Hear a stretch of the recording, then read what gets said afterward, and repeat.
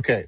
How many books do you have? Yeah, so I have three high content books, and then I have a journal, and then a low content gift book. So you have 5 books. Yeah, 5 books. Yeah, Okay. So, yeah. okay. Right.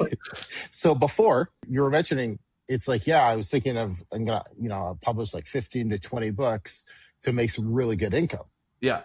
But it looks like, did TikTok completely change that idea? And you're like, whoa, I don't need to publish that many books. Yeah, 100%. So for me, it was like, oh, I don't need 10, 15, 20 books. I really just need 5 books that are all doing 10K per month, which, at that point, kind of on KDP was a little bit unheard of. But Yeah. I've just seen it. So I was like, that's the route to go. And it just made more sense to me. Like if you just create 5 high quality books that are in demand and you market them better than all the other people on those keywords, why wouldn't you be able to do that? I love that, man. I really, really, really, really do. What are can you talk about some of your biggest days, some of your biggest months that you've had combined and, yeah, I guess break it down like TikTok and then what you've seen on Amazon?